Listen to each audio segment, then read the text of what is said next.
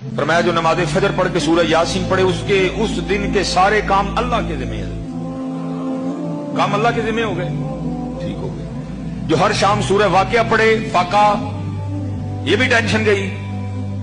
और जो सूरह मुल्क हर रात पढ़ेगा, अपना मामूल बनाएगा, हर शाम हर रात सोने से पहले सूरह मुल्क, तो हदीस पाक का मफहूम है बरोज़े क़यामत अगर कोई मामला इधर उधर हो गया, नेकियां कम पड़ गई, गुनाह ज्यादा हो गए, हुक्म जहन्नम का आ गया, तो हदीस का मफहूम मिलता है कि सूरह मुल्क अल्लाह से झगड़ेगी। रब्बे करीम ये मुझसे प्यार करता था, ये मुझे रोज पढ़ता था, मैं नहीं इसको जहन्नम में जाने दूं। तो अल्लाह पाक फरमाएंगे नेकियां कम है, गुनाह ज्यादा है। तो फिर सूरह मुल्क आगे से क्या कहेगी, अगर इसको जहन्नम में भेजना फिर मुझे कुरान पाक से निकाल दो। अब सूरह मुल्क तो नहीं निकालेंगे, फिर क्या होगा? सूरह मुल्क पढ़ने की वजह से शख्स को जन्नत में भेज दिया।